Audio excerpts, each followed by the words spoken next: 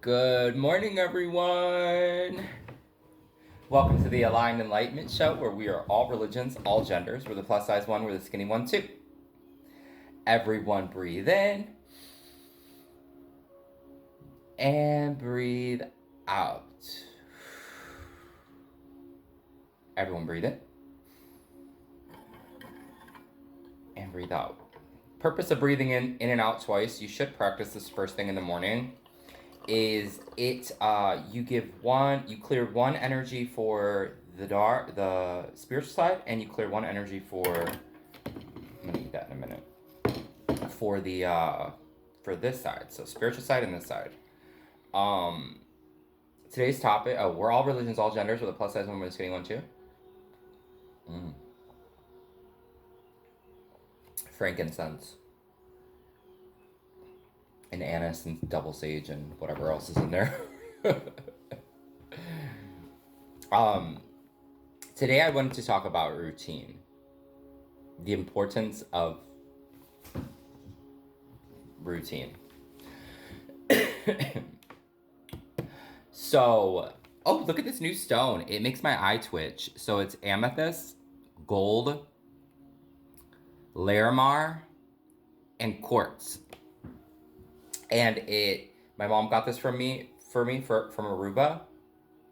And the purpose is, it actually makes my eye twitch, which is really weird. But I just did the combinational, like what it means, what it is, and it actually balances your masculine and feminine energy, which is really cool. And it's healing and just all clearing. You know what I mean? Anyways, so today's topic is routine. Okay. I was gonna show up with these on. Anyways, so you wake up in the morning, whether you have people around, whether you have, you're alone, you have a routine that you do, right? You start your day, you make your coffee, whatever you do, right? But the importance of a routine, oh, this hair is going up today. The importance of a routine is, it's kind of your way of messing everything up for yourself, like putting your spit on it. I like to, where I'm at in my life, I'm all about creating balance for myself, because that's one thing that I've always lacked. Especially with my personality that I have. I'm considered an INFJ personality, and which means go go go go go go go go go. I mean, it means a lot more than that, but it explains who I am as a person if you ever want to look that up. But routines are very important to people like me, and if you're struggling with the same sort of thing, it gets mistaken for ADHD and ADD a lot, but it's not.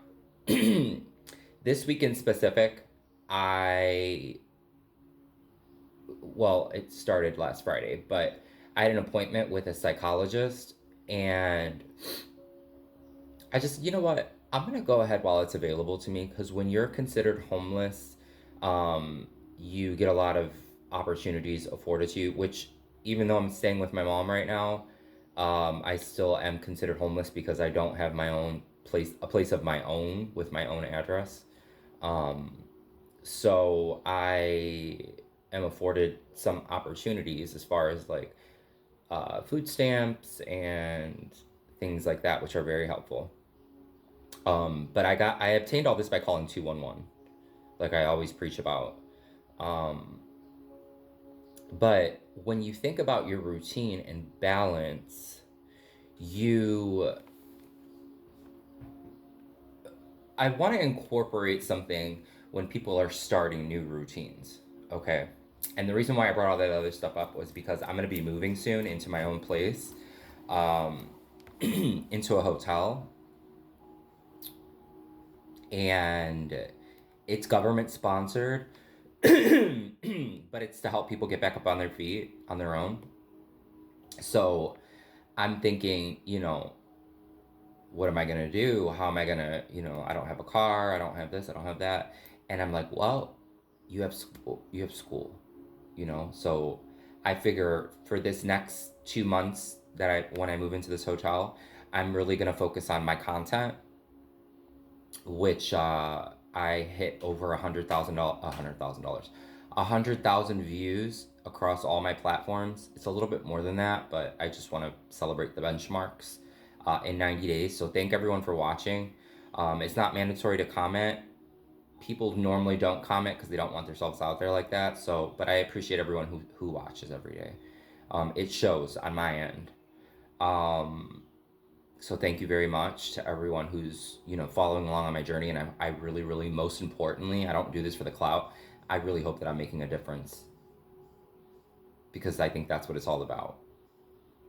Um, so with moving my routine into another situation, I said, you know what? For the first time in my life, I'm going to focus on something else, something else. So with this therapy that I'm doing, I have a different appointment every day with a different type of therapist. It's an hour each day, and one's for like trauma, one's for like dissociative identity disorder, one's for ADHD, one's for this one. And I'm gaining the practice on how I want to run my practice when I do this. How am I going to heal somebody if I'm not healed myself? Like, I'm really going to do this for real. And when my people come to see me, my clients, it's going to make me more in demand, that people are able to reflect back on my Aligned Enlightenment shows and, get that therapeutic following. They're going to want to get my children's books for their kids. So when falling into a routine, you have to think of all the things that you want, like, oh, I want Gucci, oh, I want Fendi, oh, I want Prada. No, baby, I want to go to the thrift store. I want to get my sewing machine and I'm going to create all my own stuff. I don't want to wear this. I want to put a bunch of cardinals on it. You know what I mean? Like, I don't want to wear this. Everybody's so consumed with everything else and everyone else's routines. No, you know what?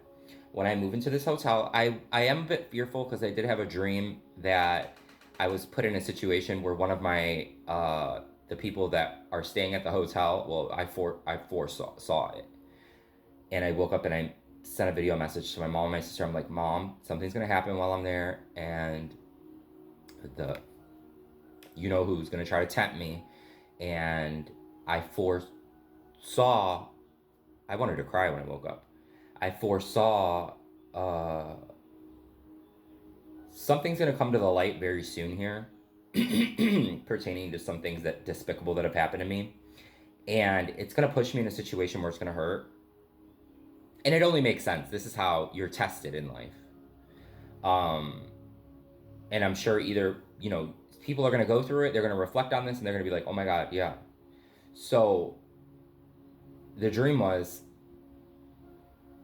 I was told a bunch of information. Everyone's back was turned on me because everybody was involved. I had nobody to call. And the people across the hall were getting high.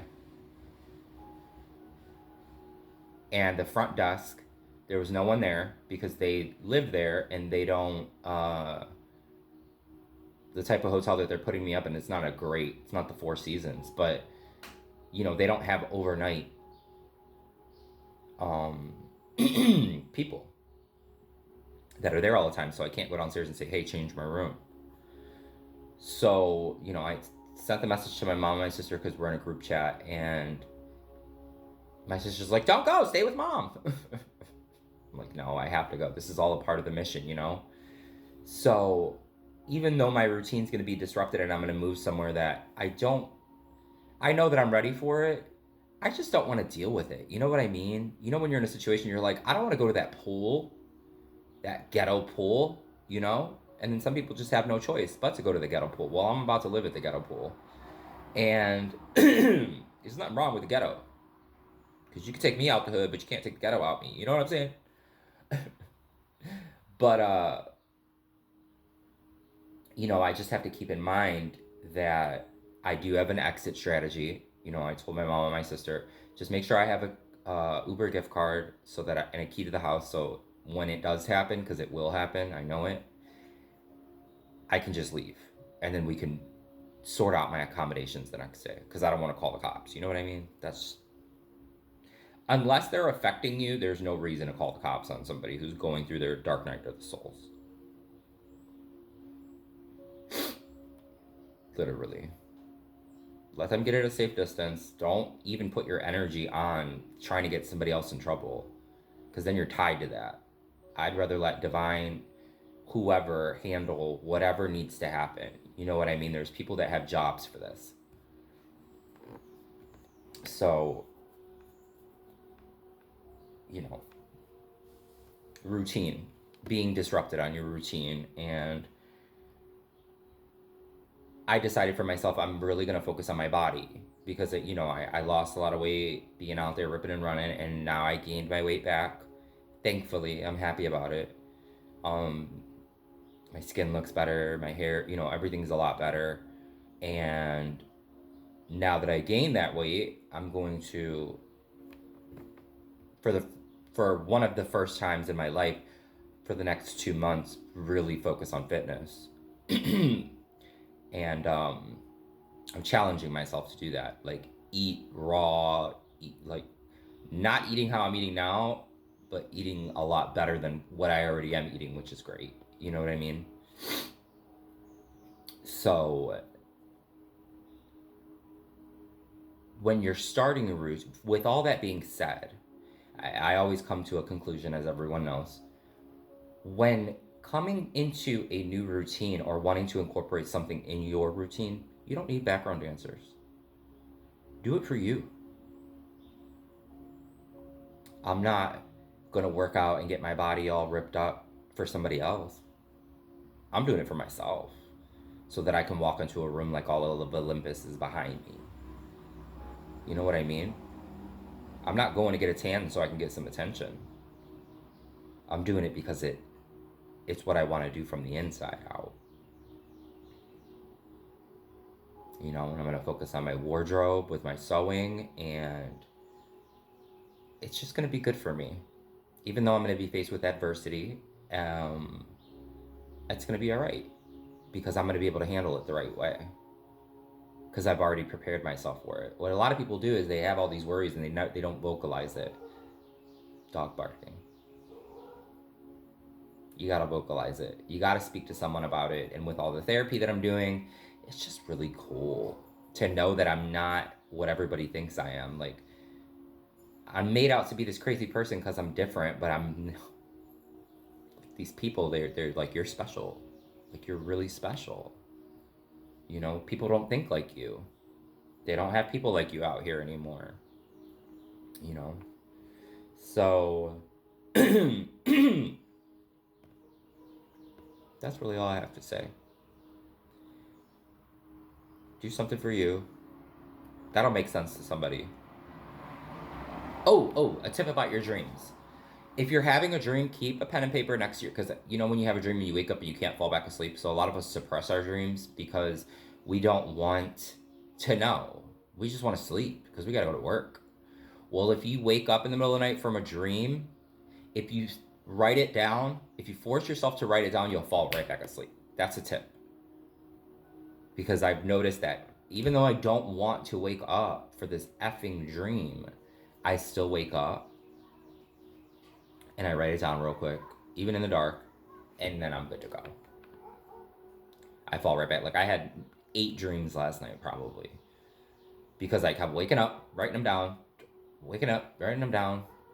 And so what I do with those dreams is when I sit down to do all my paperwork for the day, like my calls and, you know, answer my emails and stuff, I type them into ChatGPT and ask them to clarify what this dream means and how I can overcome it.